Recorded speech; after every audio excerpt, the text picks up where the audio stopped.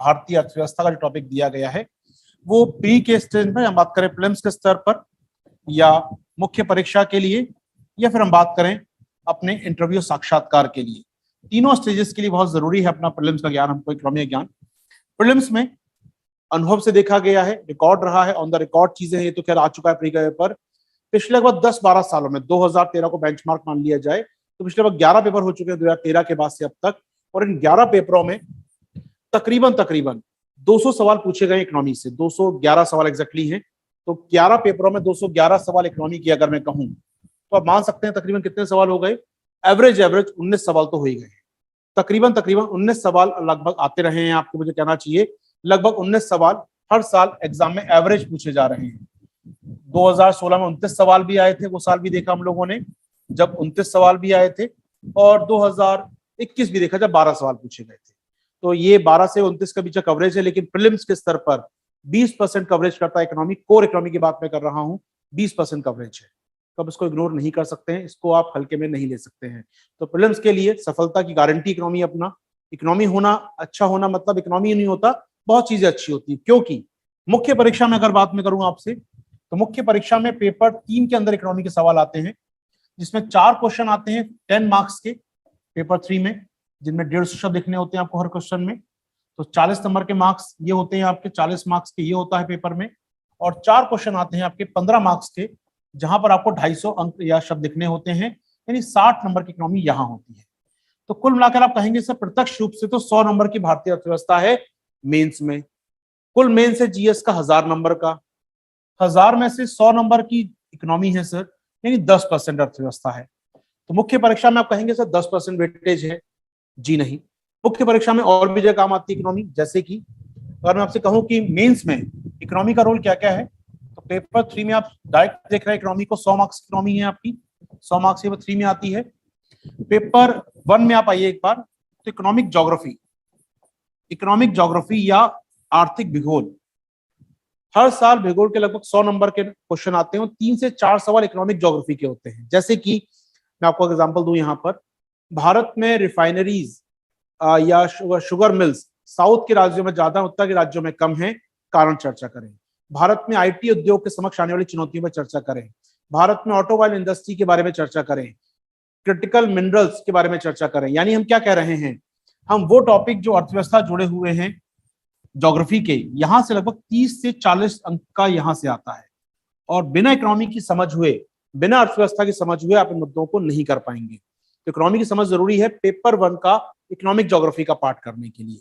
वही पेपर 2 में आप मूव करेंगे, जब पेपर 2 में हम आइए तो सेंटर स्टेट रिलेशन, केंद्र राज्य संबंधों की जब चर्चा होगी, केंद्र राज्य संबंधों में कई मुद्दे आते हैं, इनमें सबसे बड़ा मुद्दा है आज की डेट में राजकोषीय संघवाद। यूपीएससी हर साल, ऐसा कोई साल नहीं गया इस पर 2 सवाल ना पूछे वो आपसे मेंस में।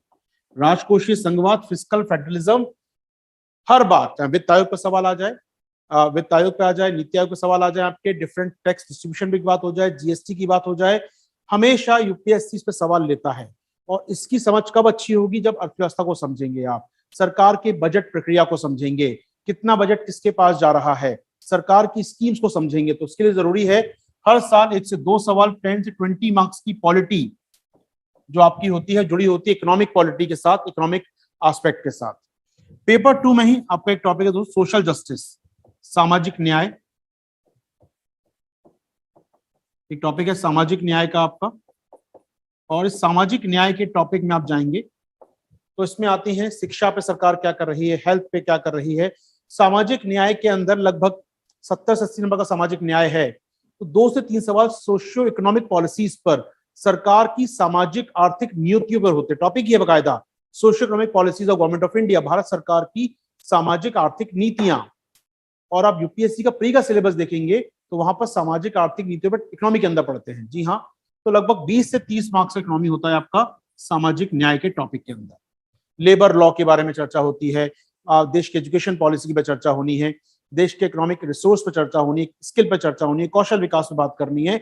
20 से 30 मार्क्स का आपका ये, यानी पेपर 1 और 2 को मिला दिया जाए तो बुरी सी बुरी स्थिति में 30 नंबर, 10 नंबर और 20 नंबर, तकरीबन 60 नंबर से लेकर यह स्थिति जा सकती है 100 नंबर तक। तो 80 से लेकर 100 के बीच में कुछ मार्क्स होंगे आपके पेपर 1 और 2 के अंदर, यानी कि मेंस में 100 नंबर का पेपर 3 में, और लगभग इतना ही आपको मिल जाएगा पेपर 2 और 1 के अंदर। तकरीबन 200 नंबर का आपका मेंस बन जाता है आउट ऑफ 1000 इकोनॉमी के अंदर। यानी कि इकोनॉमी की समझ हुए बगैर 20% प्री और 20% मेंस करना बड़ा मुश्किल काम होगा। तो बेहतर होगा इकोनॉमी गंभीरता से लीजिए। यहाँ पर इन प्रतिशत को दिखाने का केवल उद्देश्य ये होता है कि सब्जेक्ट की गंभीरता को समझे हम लोग। अर्थव्यवस्था जीवन के लिए बहुत जरूरी है, आसपास क्या हो रहा है वो जरूरी समझ पाए हम लोग, लेकिन फिर भी 20% सिलेक्शन के लिए अगर मार्क्स जीएस के यहाँ से हैं तो हमें समझ होना चाहिए। इसके बाद इकोनॉमी की समझ और क्यों होनी चाहिए, अर्थव्यवस्था की समझ हम और क्यों करें। आज की दुनिया में आप जो भी मुद्दा उठाएंगे उसके एस्पेक्ट में हमेशा कोर में अर्थव्यवस्था है। हमको लगता है कि इजराइल हमास की लड़ाई हो रही है, उसके एस्पेक्ट में आपको मिलेगा यहाँ पर कहीं ना कहीं इकोनॉमी है उसके अंदर। हमें लगता है G20 की मीटिंग हो रही है हिंदुस्तान में, G20 अपने आप में इकोनॉमिक सब्जेक्ट है, अपने आप में कहा जाए इकोनॉमी का संगठन है अपने आप में कहा जाए तो। आज अमेरिका में चीन और अमेरिका का संघर्ष चल रहा है, उसकी बुनियाद में भी अर्थव्यवस्था है कहीं ना कहीं। आज पूरी दुनिया मूव कर रही है, रन कर रही है इसी इकोनॉमी के आसपास। अर्थहीन दुनिया कुछ मतलब नहीं होगा अपने आप में। तो कहीं ना कहीं अगर आपको आईआर की समझ करनी है तो आपको इकोनॉमी की समझ होना बहुत ही जरूरी है, क्योंकि इकोनॉमिक डिप्लोमेसी ही, आर्थिक कूटनीति ही वर्तमान में सबसे बड़ी है अपने आप में। यही सबको संकेंद्रित, सबको चलाती है। तो आर्थिक कूटनीति की समझ होना जरूरी है, उसके बिना आप नहीं समझ पाएंगे दुनिया में क्या हो रहा है। WTO में लड़ाई हो रही है, IMF के अंदर रिफॉर्म की बात। इस बार के G20 का मुख्य एजेंडा क्या था? रिफॉर्म इन मल्टीनेशनल इंस्टीट्यूशन, बहुपक्षीय संस्थानों में सुधार के लिए क्या किया जाए। और G20 का एजेंडा ये दिल्ली घोषणा पत्र में लिखा है। तो बहुपक्षीय संस्थान क्या हैं, IMF क्या है, वर्ल्ड बैंक क्या है, यहाँ सुधार की क्या बातें हैं, ये तभी समझ में आएगा जब इकोनॉमी की समझ आपको अच्छी हो। तो इकोनॉमी आज दुनिया को रन कर रही है, डिप्लोमेसी को रन कर रही है। तो इसकी समझ हुए बगैर ना आप साक्षात्कार की तैयारी कर पाएंगे और ना ही आईआर के टॉपिक की तैयारी कर पाएंगे। तो इसीलिए कह रहा हूँ कि इकोनॉमी को गंभीरता देना चालू कर दी। जी हाँ, आज दुनिया में महंगाई है, दुनिया में मंदी आ रही है, रोजगार कम हो रहे हैं, क्योंकि शायद तेल महंगा हो गया है। तेल महंगा हो गया क्योंकि वॉर चल रहा है दुनिया किसी इलाके में। तो कहीं ना कहीं ये सब चीजें जुड़ी हैं आपकी, वॉर के साथ, मंदी के साथ तेल कहीं ना कहीं जुड़ा है ये। और आपको इनकी समझ कब होगी? जब इकोनॉमी के एस्पेक्ट क्लियर होंगे। कैसे काम करता है बीओपी, कैसे काम करता है भुगतान संतुलन, कैसे काम करता है फॉरेक्स, ये सब चीजों में होना जरूरी है आपके। तो पहली बात तो जो मैं क्लियर करना है, इकोनॉमी की समझ व्यापक रही है, बहुत काम आएगी। जितना कॉम्प्रिहेंसिव, जितनी व्यापक समझ होगी उतना बाकी सब्जेक्ट्स पर पकड़ होगी अपनी। हम लोग कई बार देशी भाषा में बोलते हैं इकोनॉमी ऑक्टोपस है यार, ऑक्टोपस है वो। ऑक्टोपस की मल्टीपल आपकी 8 भुजाएं होती है ना, ऐसी इकोनॉमी है, 8 भुजाएं इसकी हैं। आप कोई भी सब्जेक्ट पे हाथ रख दीजिए, बिना इकोनॉमी समझ में नहीं आएगा वो।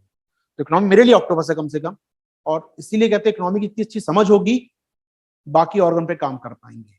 आपके शरीर को लड़ने योग्य बनाना है, शरीर को हम कहते हैं व्हाइट WBC होना चाहिए, श्वेत रक्त कणिकाएं होनी चाहिए अंदर शरीर, कैसे बोलते हैं। अगर हमें जीएस की समझ करनी है तो हमें इकोनॉमी के अंदर ब्लड सेल हमारे अंदर होनी चाहिए। इकोनॉमी की समझ हुए बगैर हम नहीं लड़ सकते पूरे जीएस से। शायद एक आध दो पार्ट कर लेंगे आप, हो सकता है इतिहास की समझ हो जाए आपको, हो सकता है आपको यहाँ पर इंडियन सोसाइटी पढ़ लें आप उसके बिना, लेकिन अधिकतर सब्जेक्ट बिना इकोनॉमी के समझ हुए आप नहीं कर पाएंगे। तो पहली बात तो इकोनॉमी इंपॉर्टेंट है, तो गंभीरता से लीजिए इसको। और गंभीरता से लेने का मतलब बताया मैंने, कारण क्या है, आपके सिलेक्शन में 20% तो डायरेक्ट और अप्रत्यक्ष रूप से तो बहुत ही बड़ा योगदान है आपकी पूरी इकोनॉमी का।